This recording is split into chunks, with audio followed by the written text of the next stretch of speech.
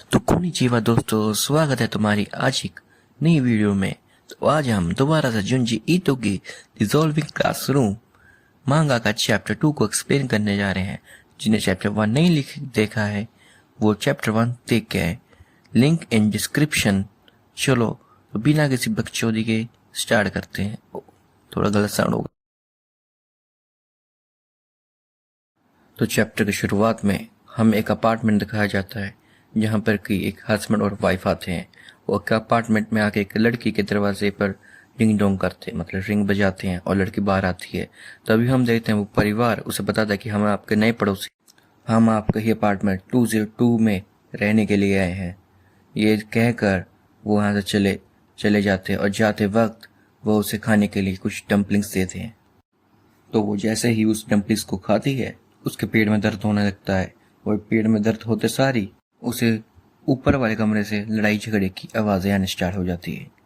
तभी हम देखते हैं हमारी फीमेल लीड के दरवाजा पर एक ग्रैनी आती है जो कि उसे बताती है कि हमें भी नए पड़ोसी मिलने आए थे जो कि आज शिफ्ट हुए हैं 201 में। तो मैं 102 में रहती हूँ आपके बगल में ही। तो हमें भी डम्पलिंग दे के गए थे, हमने भी जैसे वो खाए हमें भी पेट में बहुत जल्दी से दर्द होना स्टार्ट हो गया, और उनके कमरे से बहुत तेज आवाज़ें आ रही हैं जैसे कि वो अपने बच्चों के मारपीट कर रहे हो। तो हमें भी उन्हें बचाना चाहिए। ये सुनकर ऊपर से एक आदमी आता है जो कि उनके साथ रल के ऊपर चला जाता है उन बच्चों को बचाने के लिए।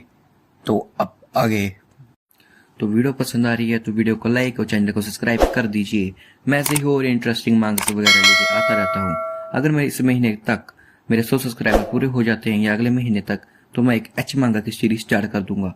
तो मेरे अपने एच मांगा को एक्सप्लेन करने के लिए अपना टाइटल, कमेंट और मेरे चैनल को सब्सक्राइब जरूर उससे याद से कर लेना। तभी हम देखते हैं ये तीनों जाकर उस लड़के से उसके माता पिता के बारे में पूछते हैं, पर वो लड़की बताती है कि मेरे माता पिता अब मर चुके हैं, वो इस दुनिया में नहीं है। तब वो अंकल कहता है कि मुझे अफसोस है, पर मुझे पता है कि तुम्हारे माता पिता अभी जिंदा हैं, और मुझे बताइए कहाँ हैं। तभी हम देखते हैं वो ओल्ड वुमन उसी लड़की से कहती है कि देखो ये कितनी दुखी है कि अपने माता पिता को मानने से मना कर रही है। तभी हम देखते हैं वो लड़की उसके पास जाती है, आजरी कुन की बहन के पास, उससे पूछती है कि तुम्हारा नाम क्या है, शायद तुम्हें मेजलया हाई स्कूल में हो, क्या तुम्हारा कोई मेजलया हाई स्कूल में कोई भाई भी है, ये सब उससे पूछती है। हम देखते हैं कि वो उसे अपना नाम चिसुमी बताती है। तभी चिसुमी उसे बताती है कि मेरा रूम के अंदर मत आना क्योंकि मेरा रूम काफी मेसी है, वो गंदगी से भरा हुआ है। ये सुनकर वो लड़की कहती कि अगर तुम्हें किसी भी बात की जरूरत हो याद रखना तुम्हारी बड़ी बहन भी है। वो लड़की अपने घर आ जाती है। तभी हम देखते हैं कि उसे अपनी खिड़की से एक औरत का सिर लटका हुआ दिखता है। ये देख के वो घबरा जाती है। ये देख के वो इतनी जोर से चिल्लाती है, इतनी जोर से कि आसपास वाले भी उसके मतलब उसे देखने के लिए आ जाते हैं उसके रूम में। हम देखते हैं कि उसकी वो जो सिर लटका था उसकी आंखें बिल्कुल पिघल चुकी हैं, और ये देख के तो मैं भी हैरान हो गया था कि ये कैसा पैनल है। ये देखकर कि चूसे ने उस सर को अपने हाथ से पकड़ा हुआ एक रस्सी के सहारे, वो देख के बिल्कुल ही घबरा जाती है। वो वहां से अपना घर निकल के भाग जाती है कि ये क्या हो रहा है। वो बिल्कुल इतनी घबरा जाए। ऑब्वियसली यार हम ऐसे अजीबोगरीब चीज देखेंगे तो डर तो जाएंगी।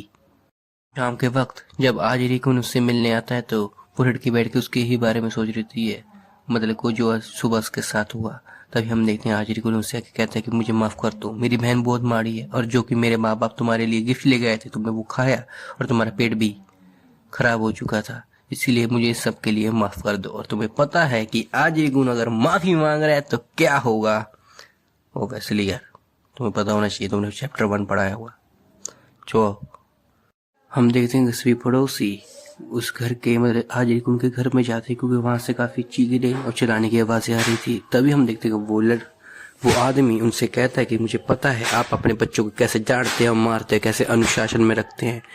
हाँ, तभी हम देखते हैं वही लड़की जो भी उनका ही साथ देती है, और इसके बाद में हम वो पेरेंट्स यहाँ से मना कर वो अपने दरवाजे को बंद कर लेते हैं और यहाँ से चले जाते हैं सभी। अगले पैनल में हम देखते हैं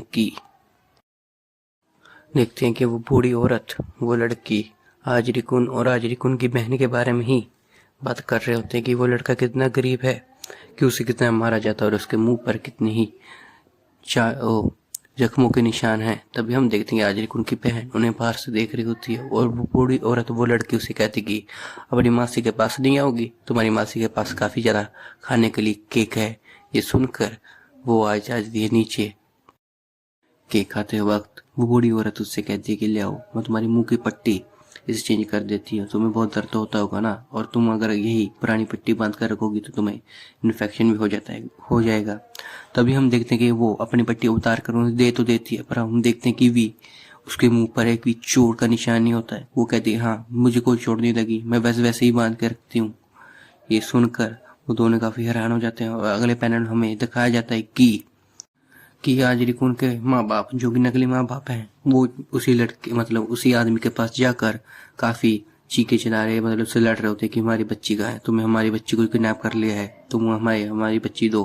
पर वो आदमी कहते कि तुम्हारी बच्ची के बारे में मुझे कुछ नहीं पता, वो तो यहाँ देखी भी नहीं, और मैं उसे क्यों किडनैप करूंगा। ये सब बहन शरीर होती है और इन्हें भी ये आवाज आती थी क्योंकि वो टॉप फ्लोर पे, मतलब उनके ऊपर वाले फ्लोर पर हो रही होती है।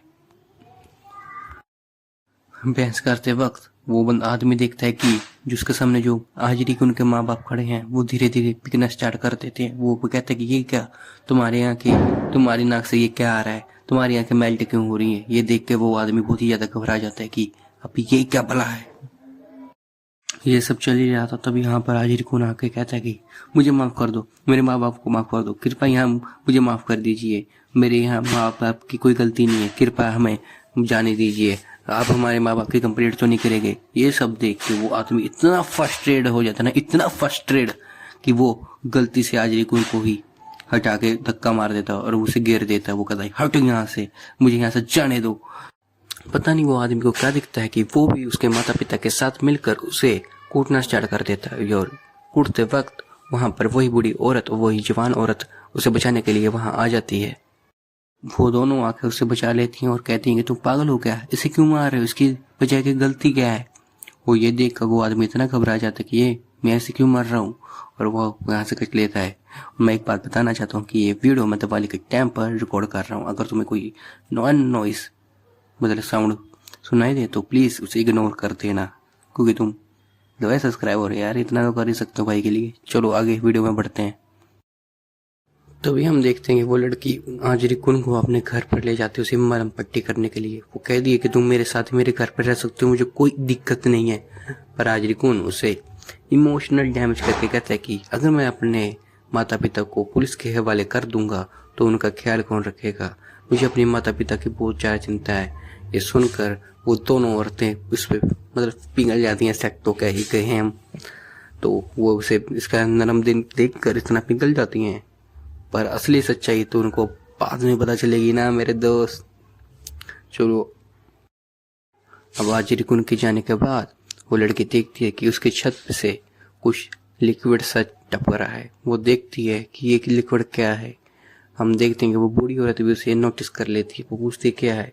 वो दोनों फैसला करते कि वो ऊपर जाकर देखेंगे कि ये चीज है क्या। पर उससे पहले वो दादी उसे कहती है कि शायद ये टंकी का पानी लीक हो रहा है, पर वो उसे सूंघ कर देखती है। वो कह रही कि इसमें तो बदबू मार रही है। वो आकर चेक करने की सोच ही लेते हैं। तभी हम देखते हैं कि हाजिरी कुन की बहन बहुत ही डरावनी हंसी हंस रही होती है, क्योंकि उसे भी सच्चाई का पता है कि ये लिक्विड आखिर चीज है क्या, ये कहाँ से आया है। तभी उन्हें हाजिरी कुन के घर से आवाज आने लगती है कि मुझे माफ कर दीजिए माता जी, मुझे माफ कर दिए, एक दिन आप मुझे मार देंगे, मैं मर जाऊंगा एक दिन जाकर, आप मुझे अभी मार दीजिए। ये सब सुन के कि वहां पर एक लड़ाई हो रही है, वो दोनों भागते हैं और जाकर उनका दरवाजा वगैरह नॉक करते हैं। पर दरवाजा तोड़कर वो जब अंदर घुसते हैं वो देखते हैं कि हाजिरी के पेरेंट्स जो कि अब पिंगल रहे होते हैं, वो हाजिरी कुन को मारने का ट्राई कर रहे होते चाकू से। वो देखते हैं कि हाजिरी कुन के पेरेंट्स वहीं पर पिंगल कर हाजिरी कुन पर मेल्टेड हो जाते हैं। उनका पूरा शरीर, उनका दिमाग, पहले तो दिमाग ही पिघल जाता है लोगों का, पर उनका पूरा शरीर पिघल कर हाजिरी कुन पर फैल चुका होता है एक लिक्विड की तरह। अब वो दोनों भी वहां पर पिघलना स्टार्ट हो जाती हैं और वो दोनों काफी ज्यादा डर जाती हैं कि ये हमें होकर है। तभी हाजिरी कुन की बहन रिवील करती है कि जो मेरे ये माँ बाप थे ये कब के मर चुके हैं, जिन्हें मेरे भाई ने नर्क से बोला है और मेरे भाई के पीछे एक शैतान है जो उसे डीलिंग करता है, जबकि वो लोगों की रूह होने देता है शैतान को, और शैतान उसे और ज़्यादा पावर देता है ग्रांट करने के लिए कि वो उसके लिए और ज़्यादा ह्यूमन फ्रेश या ह्यूमंस की सोल वगैरह लेकर आए। वो दोनों औरतें भी वहीं पर पिघल कर एकदम ख़त्म हो जाती हैं और आजिर कुन उनकी बहन अब ये अपार्टमेंट भी छोड़कर चले जाते हैं अपना नया शिकार ढूंढने के लिए। तो आगे हम आउटरो में चलते हैं। अगर वीडियो पसंद आई है तो वीडियो को लाइक और चैनल को सब्सक्राइब मारो मेरे यार। उस बेल आइकन को भी क्या करो, उस बेल आइकन को भी दबा दो कि अगली वीडियो जब तुम्हें पहुंचे तो तुम्हें नोटिफिकेशन वगैरह मिल जाए। अगर तुम मेरे इस महीने या नवंबर के महीने तक 100 सब्सक्राइबर करा जाते हो तो मैं तुम्हारे लिए एक एच मांगा को एक्सप्लेन करूंगा, वो भी फुल टू सीरीज, चाहे कितने भी उसके चैप्टर हों या ना हो। जब तुम कहोगे जब उसका पार्ट हम रिवील कर देंगे, चाहे मुझे अपने बाकी हॉरर मांगा वगैरह की एक्सप्लेनेशन वगैरह रोकनी पड़े। तो अगर तुम अपने इस मांगा को वगैरह करना चाहते हो एक्सप्लेन को, तो मेरे 100 सब्सक्राइबर करा दो और अपनी मांगा का नाम भी कमेंट में ड्रॉप कर देना। जिस मांगा पर सबसे ज़्यादा लाइक होंगे मैं उसी को एक्सप्लेन करूंगा। Okay bye, see you later, happy Diwali.